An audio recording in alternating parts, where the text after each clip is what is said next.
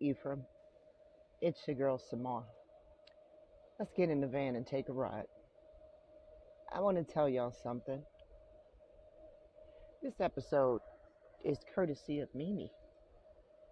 Mimi said something in the comment section about a show she had been watching. And what do you know, guys? When I started digging on this word, it started kind of going along with what we've been researching, you know? Because trust me, y'all, it all goes together. Okay? Our invasion, when we got sold out by our wayward cousins, the Judahites. Yeah, all of it goes together.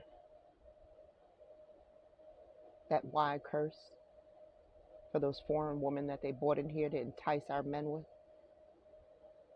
they came with those fiery serpents, these sicknesses, these harmful bacteria that we just talked about last week, right? You want to know what? Don't be deceived by this word, witches. Me and Crystal been up to some stuff this week. I said, Crystal, you know that word witch? She said, yeah. I said, you know, that word witch to me is nagging me. Right? And I'm going to take y'all on a journey. It's going to be a little lengthy of a journey, but, you know, we got to do this because I want us all to get back to our roles, okay?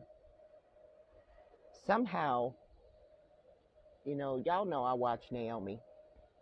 Shout out to her 8th Day Dawning channel. That's 8th with an 8. You know, the number 8. And Naomi says that when the Baal Peor situation took place, that the men, you know, decided to run amok and wiped out the wise women of Israel. She says it's allegory in the incident where the trees got chopped down. I got to prove that to you guys somehow. I believe her. And I think this happened way closer than when we're being told it happened in this book, because a lot of us, if we look back in our ancestry, are going to come to a place where our grandmothers remember an incident where they were like orphaned or something, right? Trust me. I can identify this in my timeline. My grandmother was raised by her dad. Okay, and this man fought in the Indian American Wars. I'm going to put a picture of my grandpa for you guys up in the community section. His name was Horatio Leonidas Regusters. Okay? And that Regusters was bothering me. Sorry to tell you guys, but he does have Portuguese descent, and that word Regusters actually translates to registers.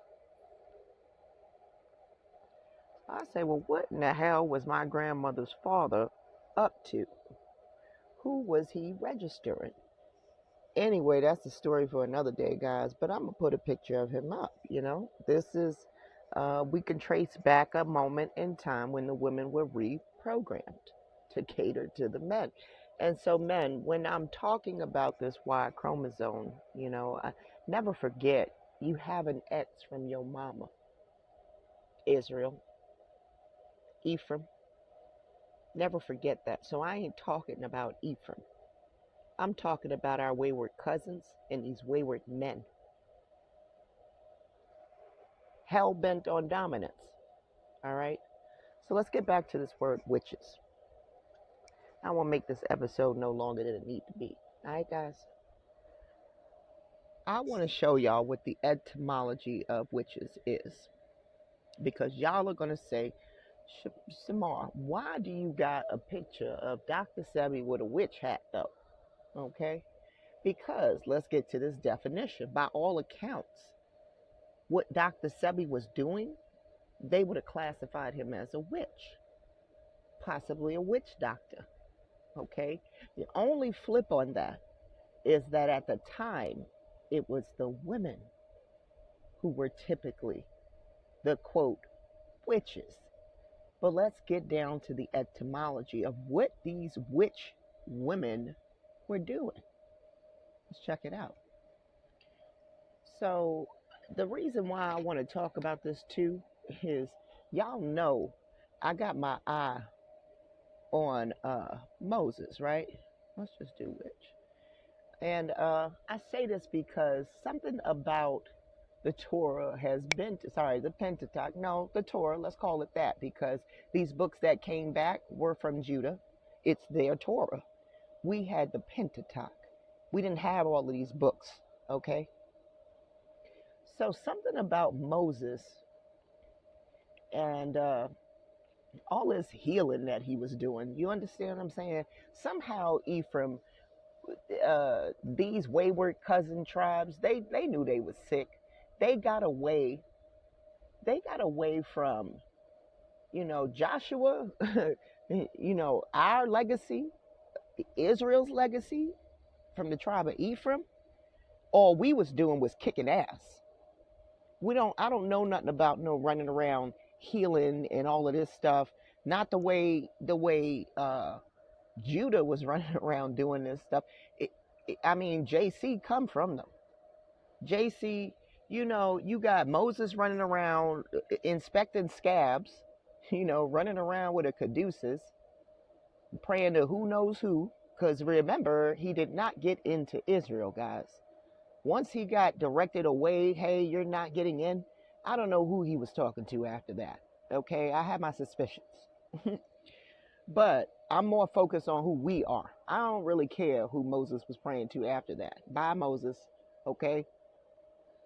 What I care about is what we was doing. And we, with Joshua, I remember living to 120 years old.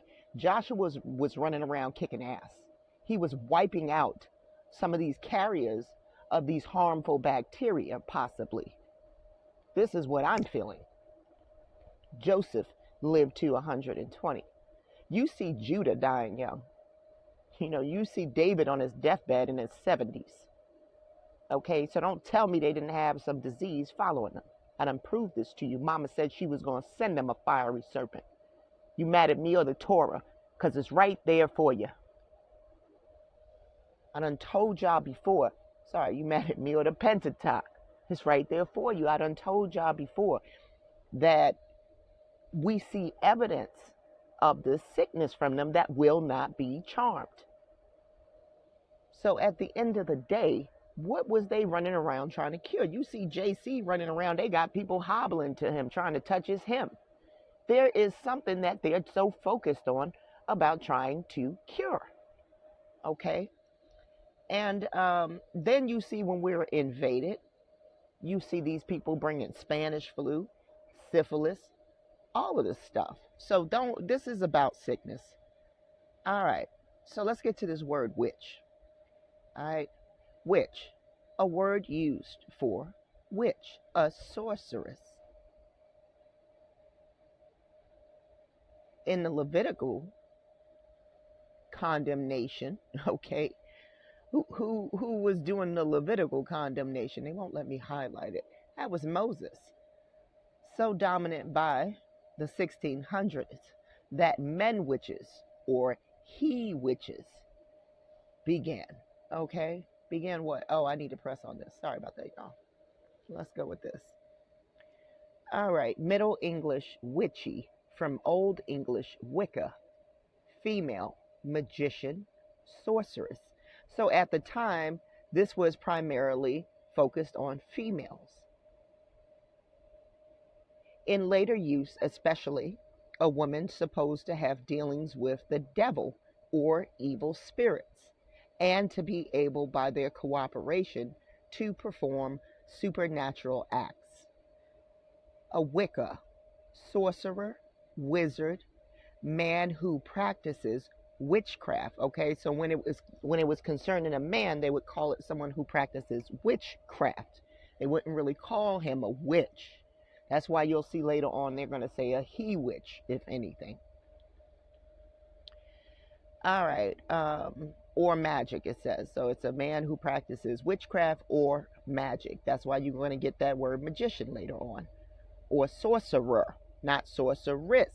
All right. This is not dealing with the male, really. It's really dealing with the female, but you'll see it hijacked later on. All right. From the word Wiccan, to practice witchcraft. All right. Compared to Low German Wiccan or Wiccan, to use witchcraft. A wicker, wickler, or soothsayer. All right.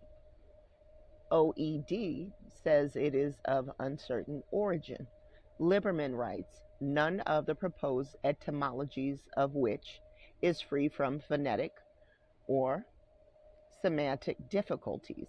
Watkins says the noun represents a Proto-Germanic witches, a necromancer, one who wakes the dead. From the PIE root weg, to be strong, be lively. Klein's sources suggest connection with the Old English wiggle, divination, and wig, with idol. Weekly also notes this, citing Gothic, Welsh holy, and German Wayne consecrate, and writes, the priest of a suppressed religion naturally become the magicians to its successor or opponents, its successor. All right. How has it become a successor, right? Okay. So let's keep going. That Wicca once had a more specific sense than the later general one of female magician, sorceress. Perhaps it's suggested by the presence of other words in Old English describing more specific kinds of magical craft. In the law of Alfred, witchcraft was specifically singled out as a woman's craft, whose practitioners were not to be suffered to live among the West Saxons. Now, don't that sound like something we've heard in the in the Torah?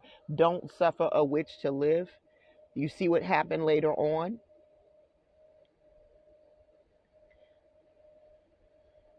Look at this. Look how they wrote. I can't even begin to read that, but I know it says the feminine.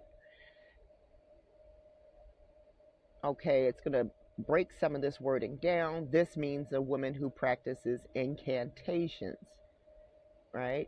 Right here.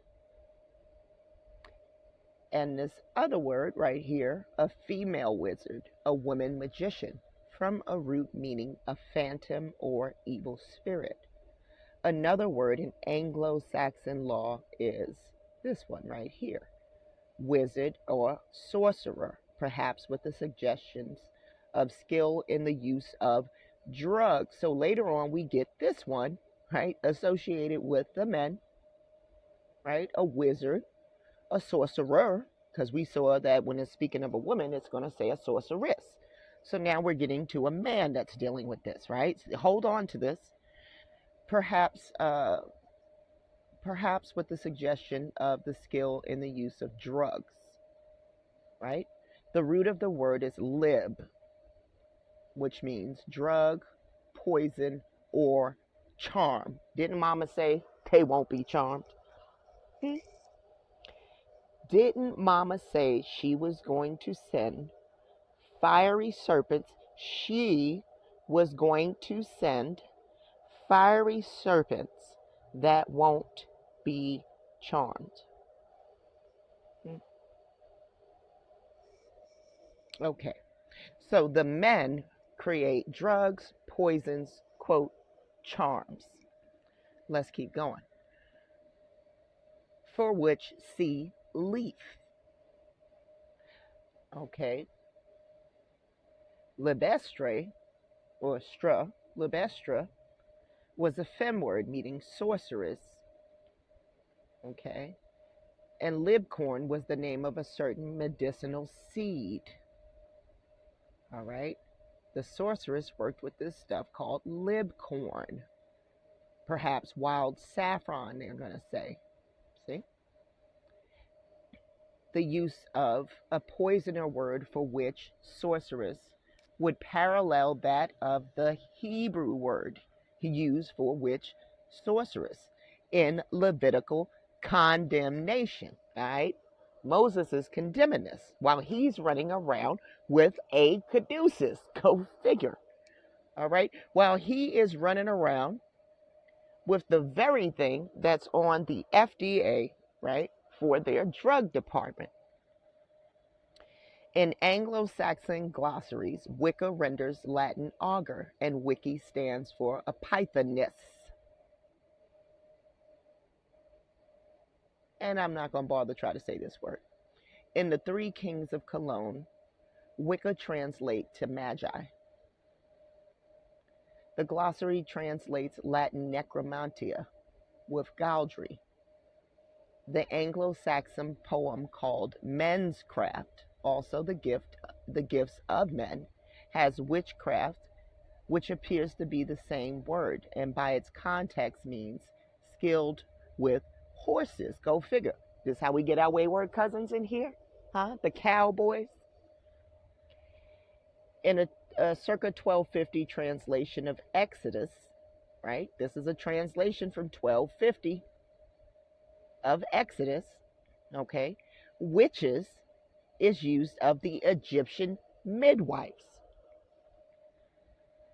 who saved the newborn sons of the Hebrews.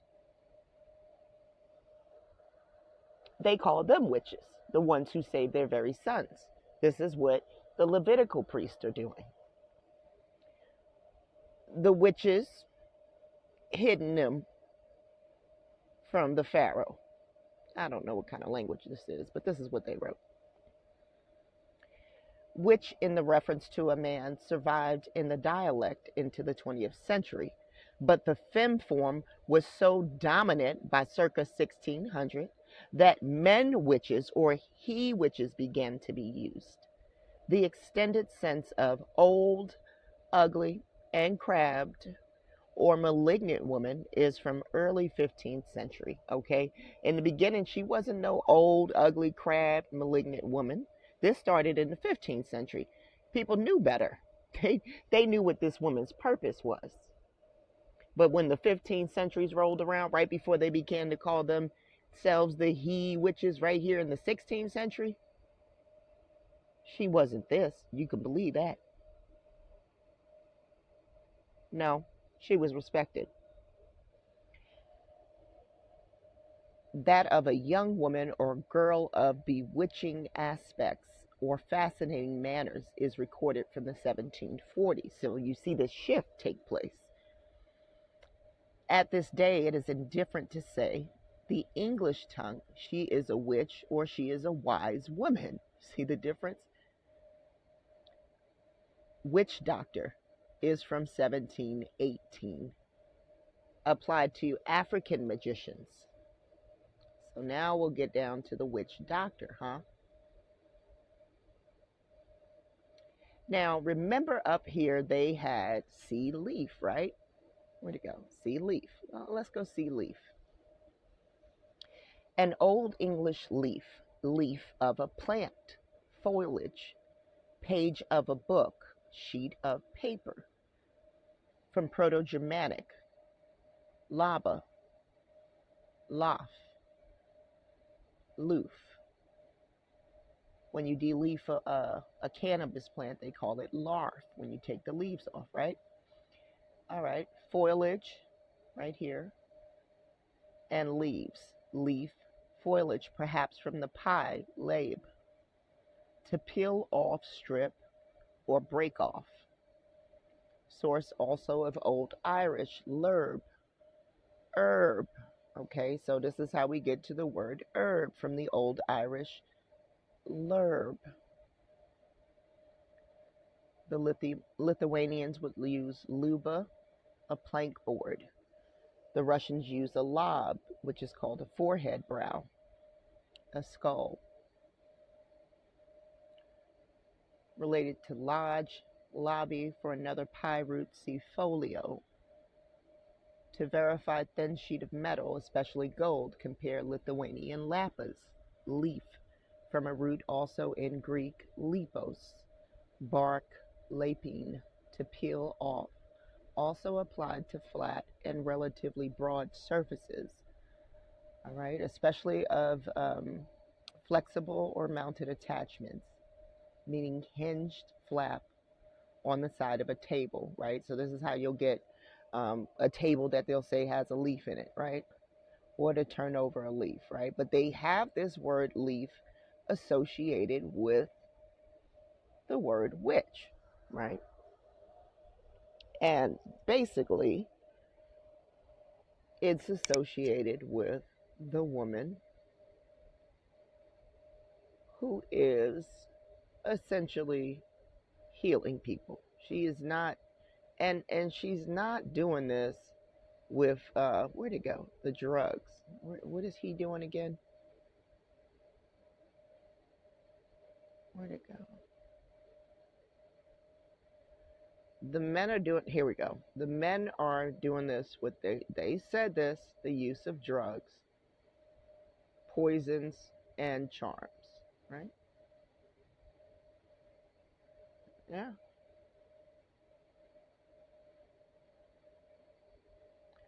So this is where you're going to get this negative association, right, with the women. They're going to say she's a magician. She's consulting with evil spirits and the devil to perform supernatural acts, right? Because she's not using any drugs. Okay. That's why you're going to see leaf associated with this word. Now watch this. Let's go on over here. Hold on. Before we get here, right? Why I have this up in the background right now. They didn't burn witches, they burned women, right? Now, did we see evidence of this in this book? Yes, we did. We sure did. Check out this. Do y'all remember when we talked about Judah having slept with his daughter-in-law, right? We talked about this, guys. And where'd it go? Yes, he slept with her, and this was after the fact that he had told her his sons would be, held for her. And her husband died, right? There goes the sickness again. We keep talking about this. And Judah finds out later on that Tamar is pregnant, and he doesn't know how could she be pregnant, right? Because he doesn't realize she's pregnant because you slept with her when you thought she was this prostitute out on the side of the road, right? But what does Judah say to do with her when he finds out that she's pregnant? Well, Judah said right here, well, let's go back up to 24, right? About 3 months later, Judah was told, your daughter-in-law, Tamar, is guilty of prostitution, and as a result, she is now pregnant.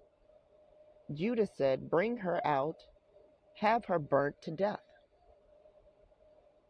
Okay? They were trying to burn these witches. Okay? Back in the day, this is what they would do. Now, I forgot when we were here in the etymology to take y'all to a few more words, right?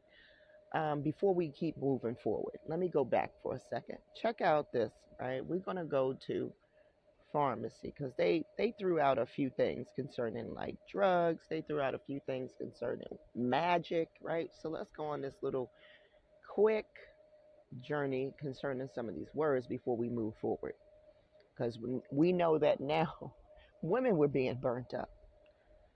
Pharmacy, a medicine that rids the body of an excess of humors except blood.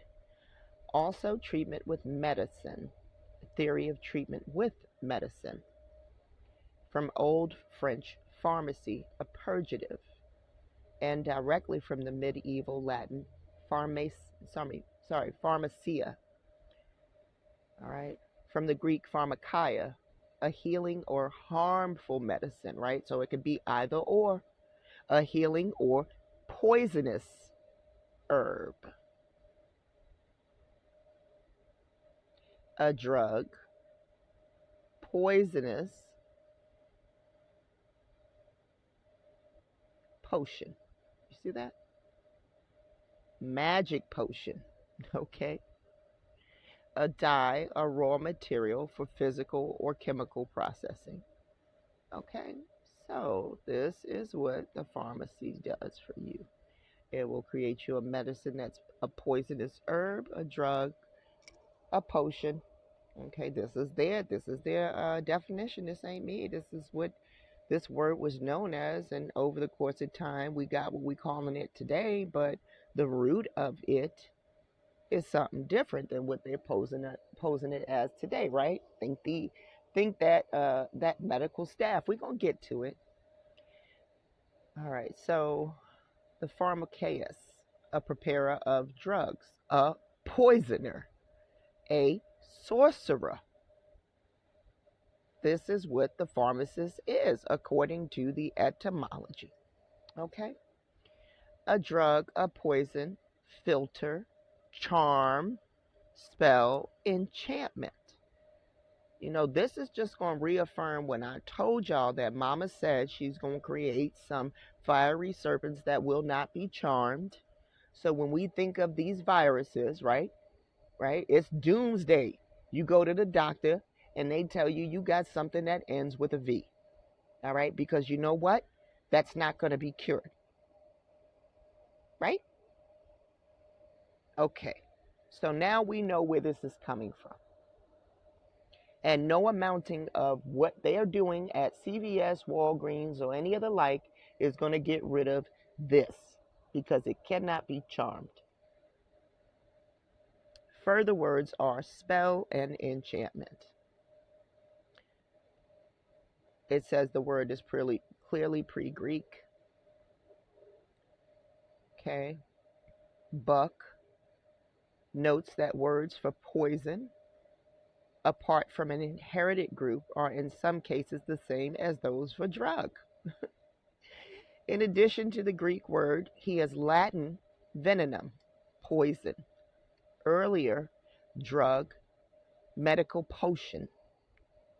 Okay, see, venom. Okay, we're going to go and check out venom. All right, but let's first finish reading this. It means the use of or administration of drugs.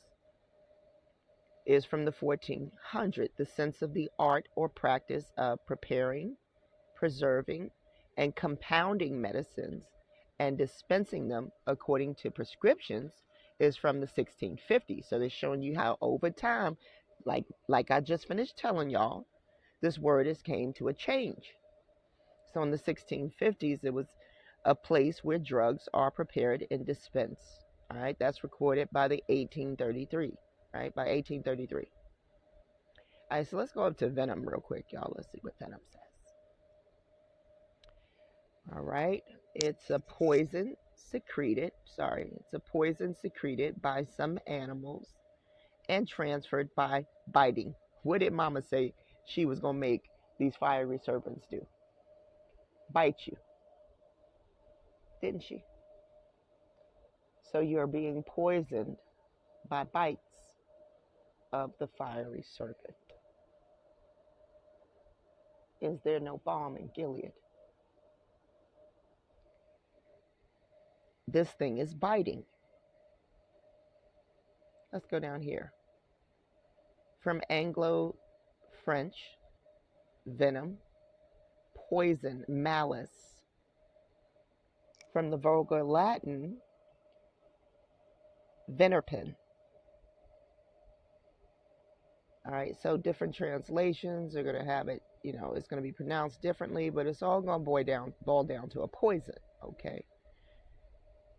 Earlier, pre-classical, drug, a medical potion. Also, charm, seduction, probably originally a love potion. Okay, we just got to dig a little deeper. To desire or strive for. See, Venus. All right, so this thing just keeps on going.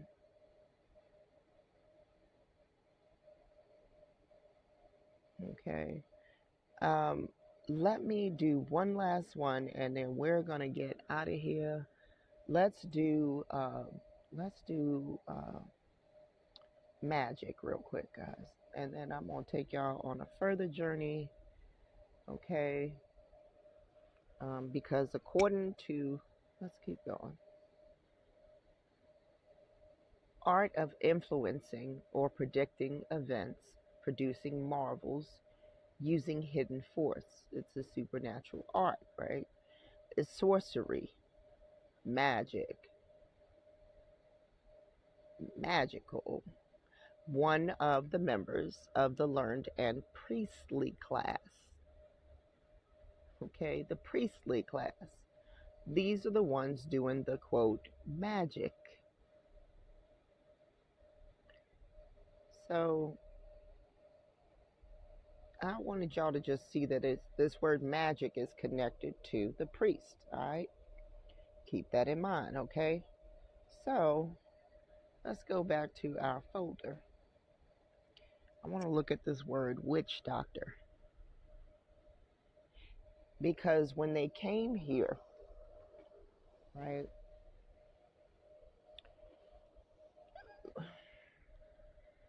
our family structure was different, guys, and I told you guys that this word witch was typically associated with the woman, but there was this shift. So let's talk about this thing with the witch doctor and medicine men. Many societies have a special local healer. This is what the woman really was. They're putting that word witch on her, but this is what she was doing with the leaves. All right, in a natural manner, probably cooking healthier, utilizing more herbs. The men, I believe the husbandmen were growing it, and the woman was, I'm not saying stuck in the kitchen just cooking, probably canning it, because we know that fermented substances are linked to a healthier gut microbiome. So this is probably what was going on. You understand what I'm saying? We were raising the seed, which is the kid. So therefore, I believe we were in turn uh, raising them up with healthier immune systems. Okay, because we weren't dependent on any drugs, quote, to sustain our health before we were invaded. Okay, all of this drug shit is new. All right, we were just kicking asses and wiping out, all right, wiping stuff out the way that the way we were told to do stuff.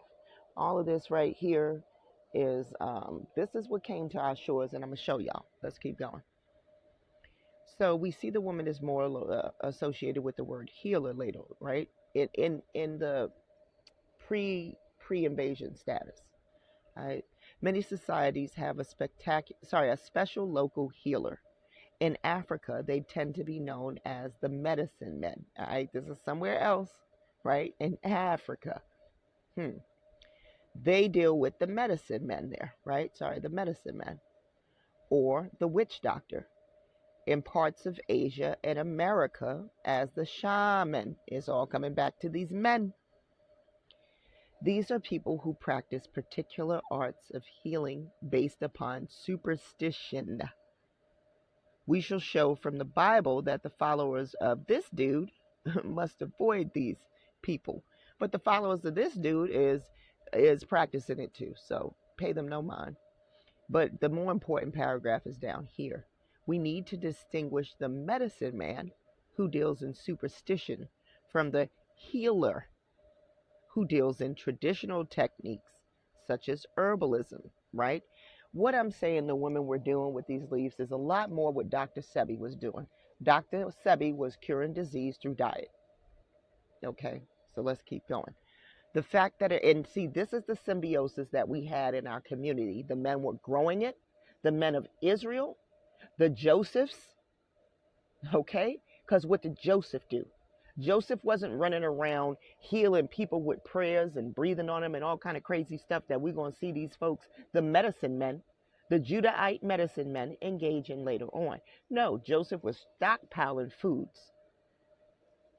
And we see Dr. Sebi healing people, right, through the use of the diet. So they would have called that herbalism. The fact that a healer is not a member of the medical orthodoxy does not mean they are wrong.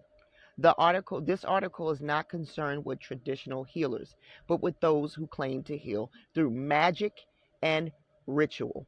And what he gonna start with right here, as the title right here, fake healers. Okay.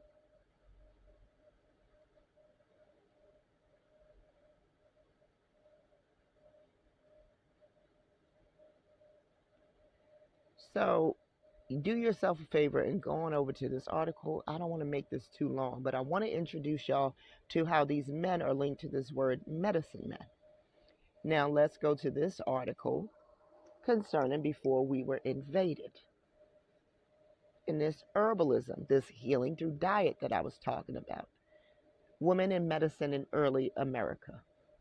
Women from all cultural groups in British North America, European, Africa, and indigenous America, right, played a central role in medicine in early America.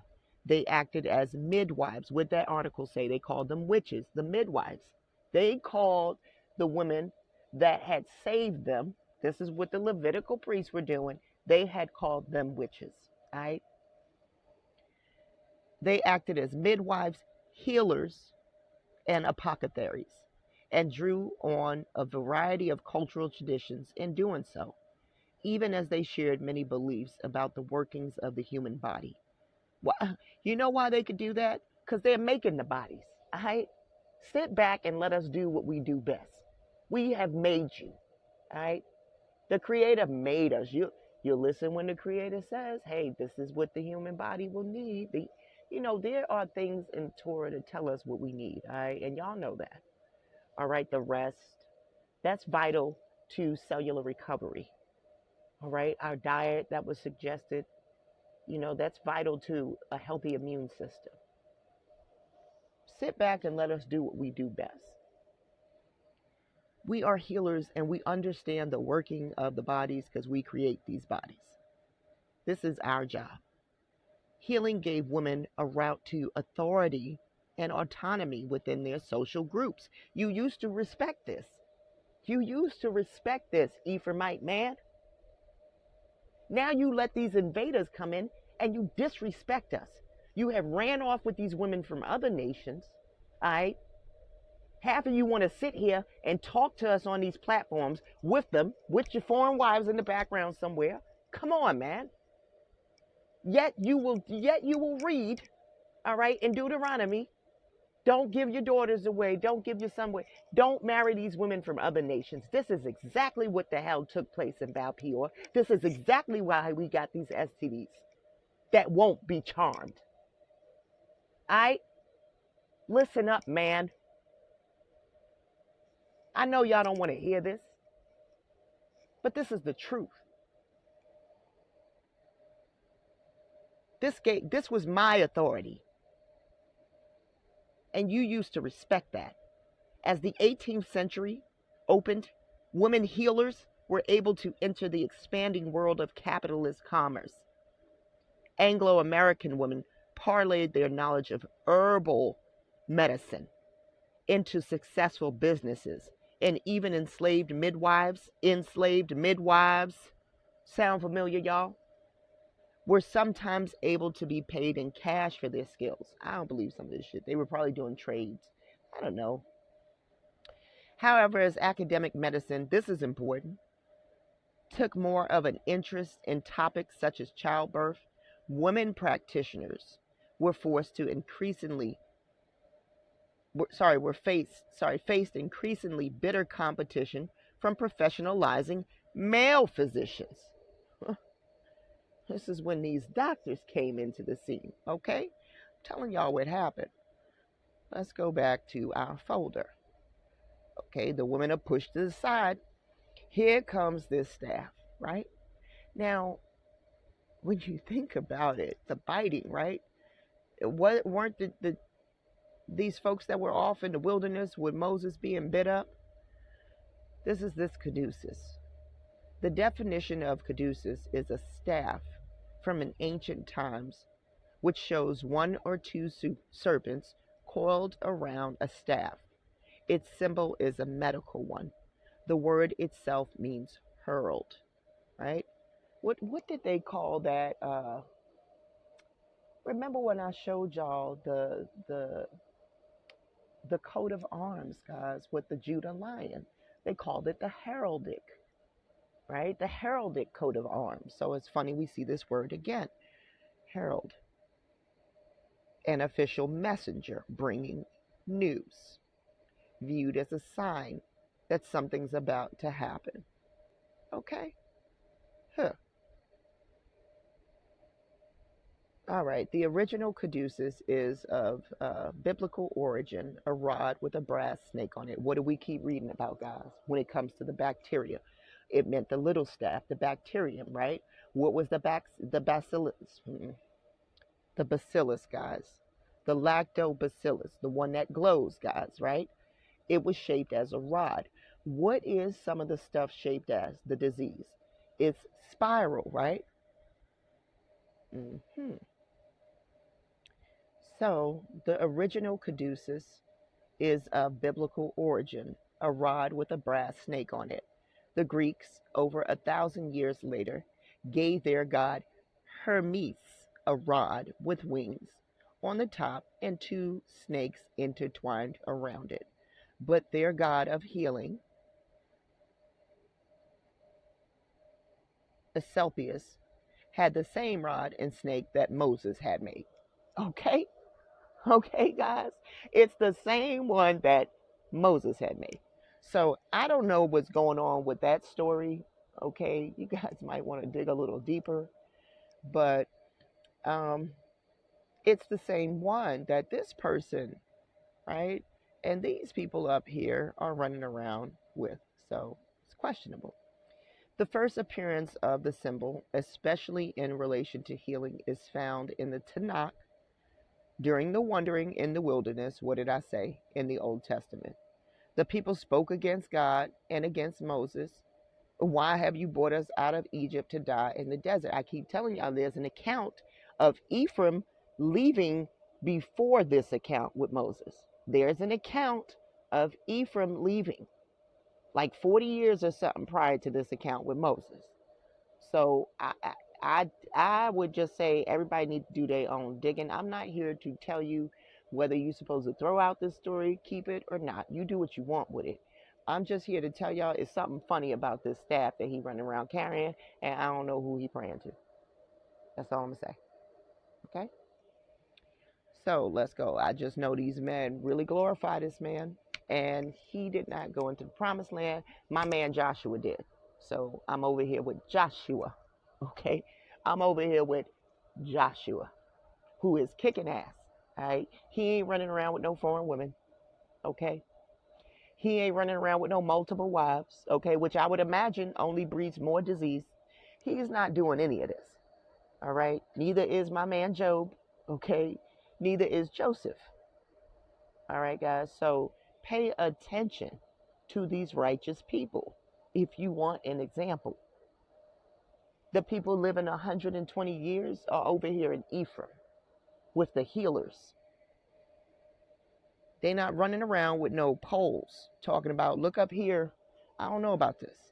Okay, because I don't know why you would have to look at something when all of this is happening on the inside and the creator is very much in control. If something wanted to be charmed, the creator is in control of being able to charm it, because the creator said, I'm going to send things that won't be charmed.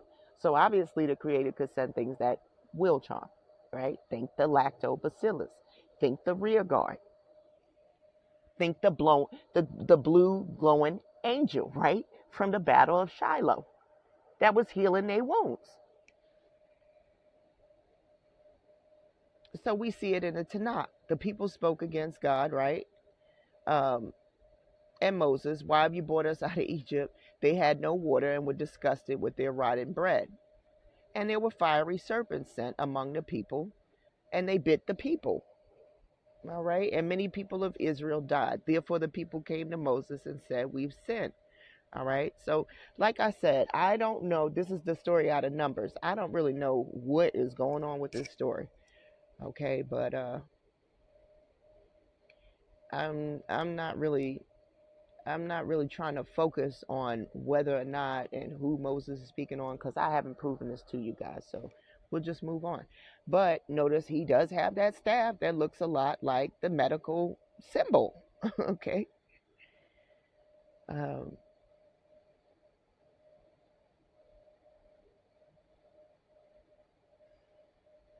okay. About 1,000 years later, and circa 550 BC, the Jews had preserved not only Moses is telling y'all the Jews. I don't know if that was Israel. The first five books of the Torah, and other of their prophets. I told you they had their prophets, Judah did, but had preserved the serpent of brass on a pole, which Moses long ago had made as a mark of healing for the Jews. Was this Israel? In the third year of Hosea, the son of Elah, king of Israel, began to reign. He had 25 years old. He was 25 years old. Why did they put this story in here? He did what was right in the eyes of the Lord, just as his father David had done. He removed the high places, smashed the sacred stones, and cut down the poles. So they're associating this pole with the Ashtoreth poles. He broke into pieces the bronze snake. No, they're bringing in the bronze snake Moses had made. For up to that time, the Israelites had been burning incense to it. It was called Nehushtan. Okay, they were running around calling this thing Nehushtan. They had forgotten the history of the brazen snake on a pole since it was such a long time since the meaning was taught. Bullshit. They had been worshiping it as a pagan symbol. They even burned incense to it, as they were doing for all their pagan gods. It had a name, Nehushtan, which is a derogatory name in Hebrew, meaning a mere piece of brass. All right, so this is where this thing is coming from. They're still honoring it. They're still running around burning incense to it. All right. When I thought about this story, right, and remember earlier it says something about the men that ride the horses, right? I thought about that era of the cowboy Indian era, guys. Y'all know I keep bringing it back to that. It's much more closer than they want us to think. So we think about that era. They talked about snake oil salesmen, right? These men that were running around selling this potion, right? That was supposed to be curing, right? So I thought that this goes with this story too. A history of snake oil salesmen, because this is one and the same, guys. This is one and the same. Snake oil salesman. The phrase conjures up images of seedy profiteers trying to exploit an unsuspecting public by selling it fake cures. In fact, the Oxford English Dictionary defines snake oil as a quack remedy or a panacea. Let's see what that means. A solution or remedy for all difficulties or diseases. Oh, so it's supposed to be something that's supposed to be a cure all. Cure all. All right. What the OED does not note, however, is that the history of snake oil is uh, is linked to an often forgotten chapter of Asian American history, right? So they're going to say it has an Asian American history because the words snake oil are so evocative. It has been a favorite go-to phrase for politicians and lobbying groups. All right, let's go on down. But what exactly is snake oil, and why is peddling it such a terrible thing? The 1800s saw thousands of immigrant workers, right? They're going to say Chinese, arriving in the United States, indentured laborers. They were working on the railroads. They had immigrated here between 1849 and 1882, okay? The vast majority of the workers came from peasant families. Among the items the railroad workers brought with them to the States were various medicines, including snake oil, made from the oil of the Chinese water snake, which is rich in omega-3 acids that help reduce inflammation. Snake oil, sorry, right here. snake oil in its original form really was effective, especially when used to treat arthritis and bursitis. Sorry, and bursitis. Oh, bursitis. The workers would rub the oil, usually for centuries in China, on their joints after a long, hard day at work. The story goes that the Chinese workers began to share the oil with some American counterparts, who marveled at the effects. So, how did a legitimate medicine become a symbol of fraud? The origins of snake oil as a derogatory phrase trace back to the latter half of the 19th century. All right, this is when the scammers showed up, right? Which saw a dramatic rise in the popularity of patent medicines. Now, let me tell y'all something. We're going to get to the patent office, which got burnt down. Okay, so all of these patents are new, even though most of these inventions are way older than the patent office. And I can prove this to you guys when we talk about the uh, the fire hydrant. Okay, remember that fire hydrant out in Yosepa that I showed you guys? All right, how is that fire hydrant out there in the middle of nowhere? Let me not get off on a tangent. All right, the patent office, popularity of patent medicines, often sold on the back page of newspapers. These tonics promise to cure a wide variety of ailments, including chronic pain, headaches, female complaints, and kidney trouble. In the time of all these false cures began to be referred to as snake oil. As a word of the healing powers of Chinese snake oil grew, many Americans wondered how they could make their own snake oil here in the United States. Because there was no Chinese water snake handy in the American West, where I tell y'all, this is in the Wild Wild West. This is definitely taking place in the Wild Wild West. I'm going to tell y'all why in just a second. Many healers began using rattlesnakes to make their own version of snake oil. Where are rattlesnakes at, guys? Right here. Right here. Samar killed one. Do y'all know I crushed the head of a rattlesnake? Huh? Yes. It's here in Arizona. Right here in Zion. They were using the snakes, right? In the Wild Wild West. This set the stage for entrepreneur Clark Stanley, aka the Rattlesnake King, in an 1897 pamphlet about Stanley's life and exploits.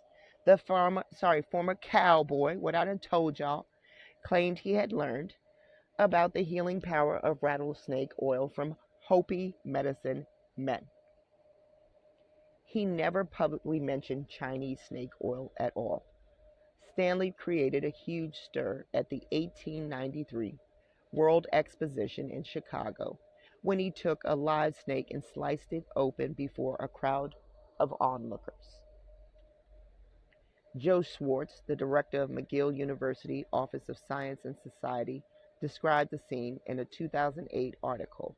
Here's a picture, a drawing. That might be a picture of him. Stanley reached into a sack, plucked out a snake, slit it open, and plunged it into boiling water. When the fat rose to the top, he skimmed it off and used it on the spot to create Stanley snake oil, a liniment that was immediately snapped up by the throngs that had gathered to watch the spectacle. There were two major problems with Stanley's claim about his oil. First, rattlesnake oil was far less effective than the original Chinese snake oil it was trying to emulate. A letter to the Western Journal of Medicine from the psychiatrist and researcher right here revealed that the Chinese oil, contained almost triple the amount of a vital acid as did rattlesnake oil. Secondly, Stanley's oil didn't contain any snake oil at all. The Pure Food and Drug Act of 1906 sought to clamp down on the sale of patent medicines, and it was that legislation that led to Stanley's undoing. After seizing a shipment of Stanley snake oil in 1917, the federal investigators found that it primarily contained mineral oil. They want to get rid of investigators, don't they? A fatty oil believed to be beef fat, red pepper, and turpentine. That's right. Stanley's signature product did not contain a drop of actual snake oil. And hundreds of consumers discovered they had been had. Don't they be doing that right now? Yes, they do. It was probably around then that snake oil became symbolic of fraud. Snake oil salesmen and traveling doctors became stock characters in American westerns.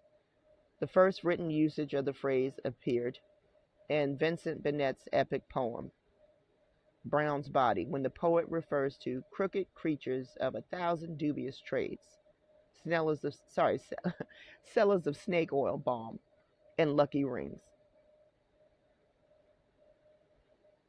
About 30 years later, the playwright O'Neill referred to snake oil in his 1956 play, The Iceman Cometh, when a character suggested that a rival was standing on a street corner in hell right now, making suckers of the damned, telling them there's nothing like snake oil for a bad burn. As to what happened to Clark Stanley after it was found that his whole empire was based on a lie, he was fined $20. That's about $429 in today's dollars for violating the Food and Drug Act, for misbranding his product by falsely and fraudulently representing it as a remedy for all pain. He didn't dispute the charges. A slap on the wrist. Ain't that what they give them right now? Right? They do this class action lawsuit and they will get a slap on the wrist after they done poisoned everybody, right? That's essentially what's happened. They ain't going to call it that, right? Of course not. I'll probably get in trouble for saying it. It is what it is. Now, check this out. I ain't going to keep y'all for too much longer, but I got to show y'all some of these snake oil salesmen. Okay? William Avery Rockefeller, the con artist scoundrel who fathered a dynasty, right? This is how we get to the oil, too, right? What? Give me the article, y'all. Let me pause. Okay, guys. Well, it looks like that article wanted me to pay for that, and we ain't trying to come out of our pocket for info we can find for free. So check this thing out, right? 10 things you may not know about John D. Rockefeller, the oil tycoon, right? Remember, this is what they came in here for, and philanthropist who had some surprising aspects. His father was a con artist and a bigamist. The tycoon's father, William Avery Rockefeller, was a traveling snake oil salesman who posed as a deaf mute peddler and hawked miracle drugs and herbal remedies. Right? The smooth talking huckster dubbed Devil Bill alternately fathered children, including the future industrialist with his wife and mistress, the, the couple's live-in housekeeper. His mistress was the housekeeper. He couldn't go outside the house. No, no, no. We'll take the housekeeper. William Rockefeller lived a double life posing as an eye and ear specialist named Dr. William Livingston and secretly married another woman. Every year, Rockefeller celebrated the anniversary of landing his first job as a merchant. Sorry, a bookkeeper. What day was this on? September 26th. He hired substitute soldiers to avoid Civil War combat. Although he was a fervent abolitionist, Rockefeller did not take up arms when the Civil War broke out.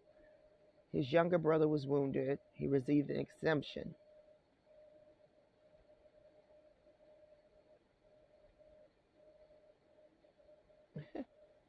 No one could go because he said he had the businesses to run. Oh, let me close this. Cleveland was the first epicenter of his oil empire. Shortly after the discovery of petroleum in Titusville, Pennsylvania, city of brotherly love, huh? The 24-year-old Rockefeller entered the oil business by investing in a refinery. He formed Standard Oil Company along with William.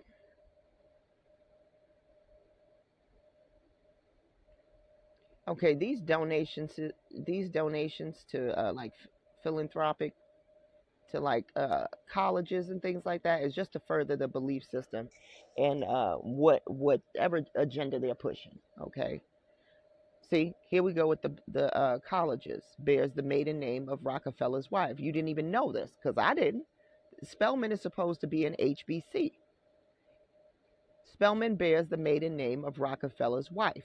In addition to giving millions to help found the University of Chicago and Rockefeller University, the industrialist in 1882 began to donate money to the Atlanta Baptist Female Seminary. 2 years later, the African American Women's School changed its name to Spelman Seminary in honor of his wife. Okay, so here you think it's an HBC. It's Rockefeller. Winston Churchill would have written his biography if Rockefeller's price wouldn't have been so high. He suffered from alopecia and lost all hair from his body and head. I want to look into what alopecia is. Rockefeller lived so long that his life insurance company had to pay him $5 million.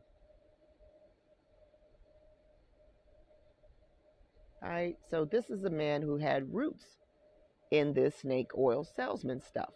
Okay, so you're gonna have to do your research on your own, guys, and see what's going on. Y'all know this guy right here. I want to get to him. I have got to get to him. You know, our wayward cousin, right? We have to bring back the Judahites into this journey of the witch versus the medicine man, right? Because when they came in here, this herbal healing that was going on was definitely replaced with some sensationalism stuff, right? This bring them to touch the hem of my garment stuff. Bring this JC stuff, man. This thing had roots that is always present in the Judahite line, okay? All right, that's why you see JC, running around. People are hobbling to him. They're dropping people through the roof of the temple, right? So where else did we see this? We see this curing stuff with this guy right here, Esteban. Esteban. People think that he is a healer of some sort. And I went ahead and I took a screenshot that I'm going to show you guys, specifically about him running around supposedly healing people.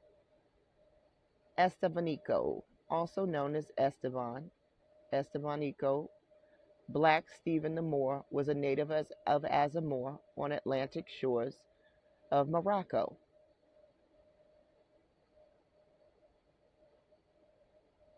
In 1527, he became the personal slave of Durantes, right? But I want to get down. They describe him as brown, so we know it's our cousin. I want to get down to the bottom.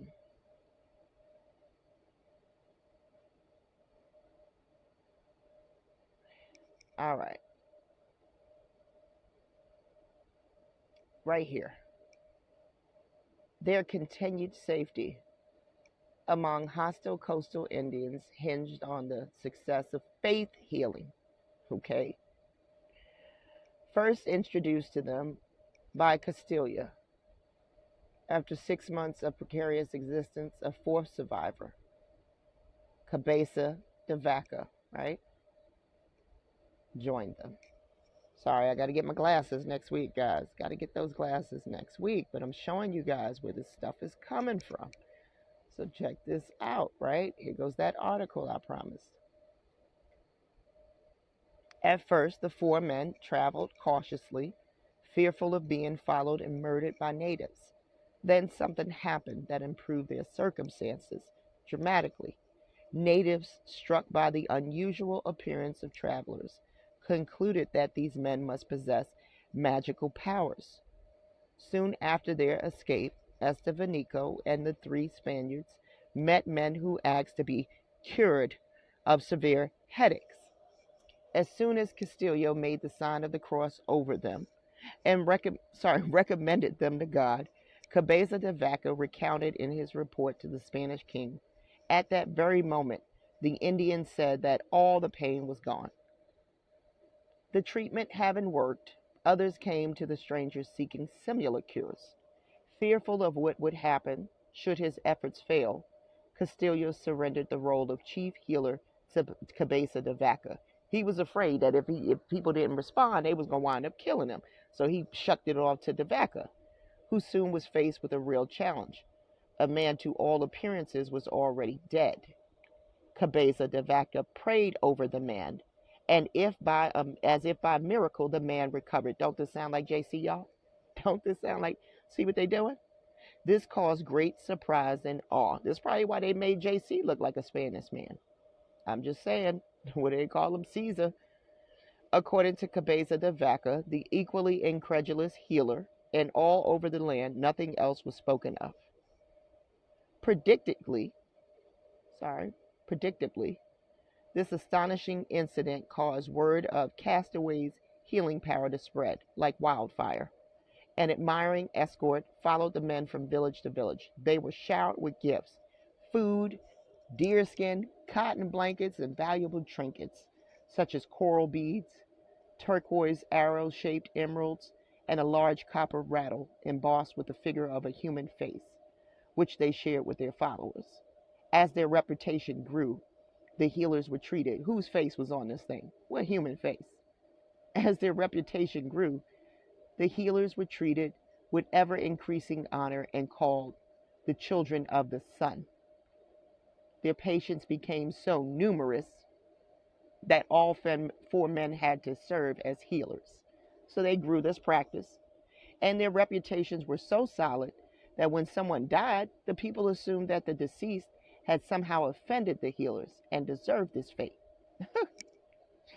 Having acquired some fluency in 6 native languages, which they supplemented with sign language, the travelers generally made themselves understood, as if they spoke our language and we theirs, Cabeza de Vaca claimed.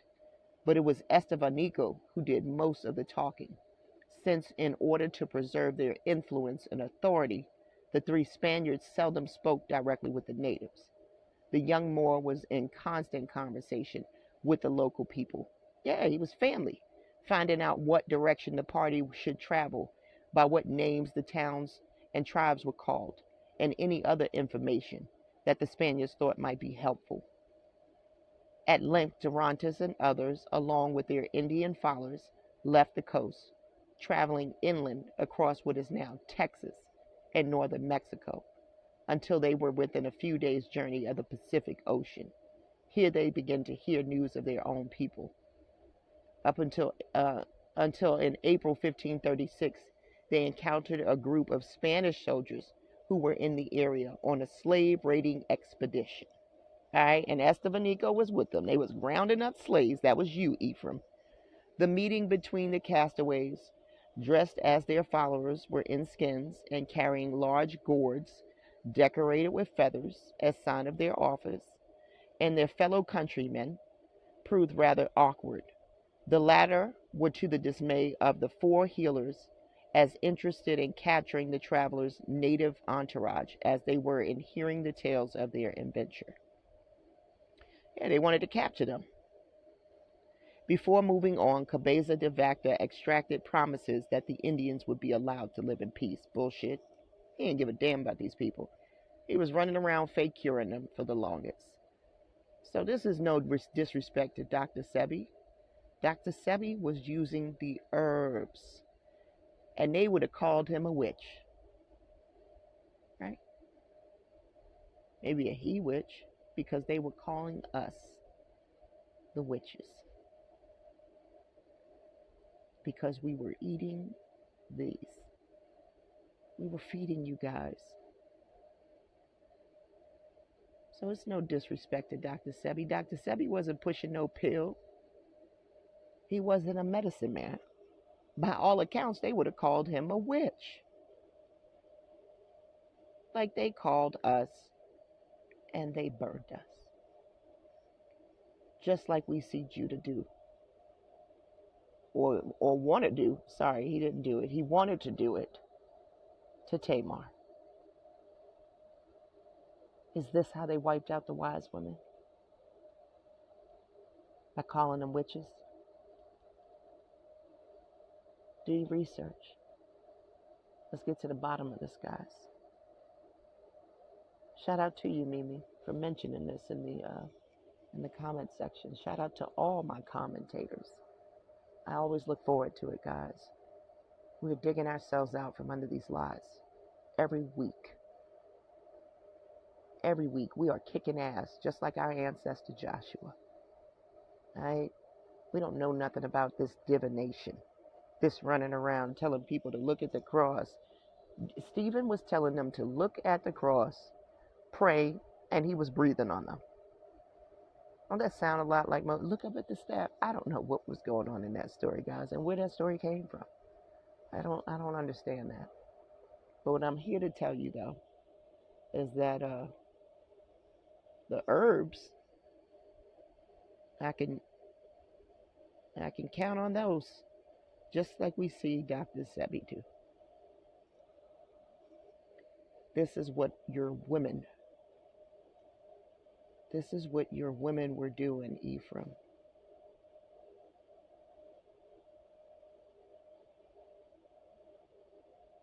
This is what the women healer were doing.